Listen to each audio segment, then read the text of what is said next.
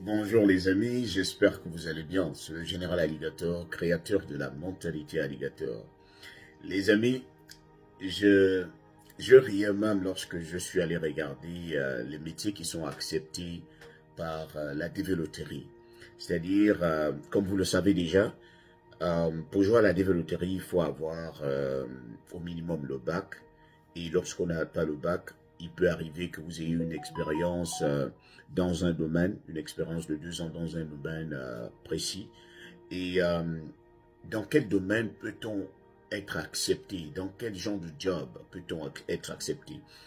Et lorsque vous allez parcourir les différents jobs proposés par l'État américain, vous vous rendez compte que dans la majorité de ces boulots-là, pour atteindre ce niveau-là, on doit forcément passer par le bac.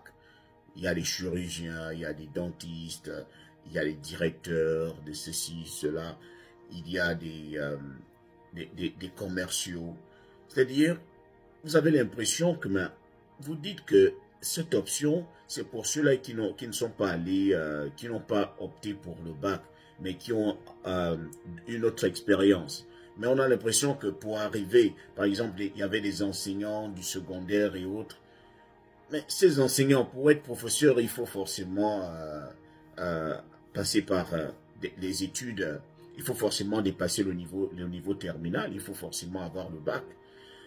Alors, j'ai décidé de ressortir certains métiers que j'ai trouvés dans la liste qui peuvent permettre à ceux-là qui se posent des questions s'ils peuvent faire partie des métiers acceptés par la développerie.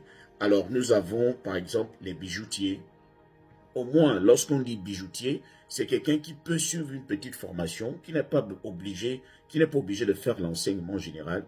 Il suit sa petite formation pour fabriquer les bijoux et autres, pour faire des montages. Ça, c'est acceptable. Les sculpteurs, les dessinateurs, les danseurs, les tailleurs. Les tailleurs sont très, très réputés ici. Les tailleurs, les dessinateurs, les musiciens. Ça, moi, lorsqu'on me dit un musicien, oui, parce que il a sa profession, il peut faire de ça une spécialité. Il n'est pas obligé de faire l'enseignement général. Donc, là au moins je comprends. Il y a des soudeurs également. Il y a des formations de soudeurs. Et ce sont les gars qui ont aussi de l'argent ici aux États-Unis. Il y a des tailleurs de pierre. Comme je le disais, il y a des éboueurs. Il y a des embaumeurs. Il y a des couturiers, ouais. Il y a des charpentiers de construction. Il y a des chorégraphes. Et il y a des chefs cuisiniers. Donc, il y a c'est-à-dire, il y a une centaine de métiers, mais je cherchais beaucoup plus les métiers où on a besoin d'une petite formation professionnelle. Les métiers où, où le bac n'est vraiment pas une priorité. On n'est pas obligé de passer par l'enseignement général. Parce que j'ai vu beaucoup de métiers là-dedans, les enseignants, les directeurs, les inspecteurs, tout cela, c'est trop études. Il y a ceux-là qui ne se sont pas focalisés sur les études générales, mais qui ont décidé de se concentrer sur du professionnel et faire leur petite vie. Ils ont leur chance. Donc, je ne sais pas, il suffit, si vous avez un métier qui n'a pas été mentionné, c'est vrai que je n'ai pas trop mentionné les métiers où il faut forcément le bac.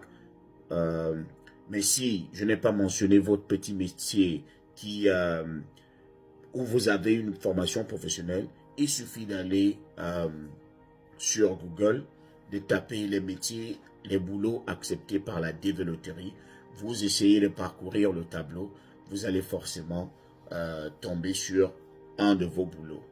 Donc c'est ce sur quoi je voulais porter ma communication.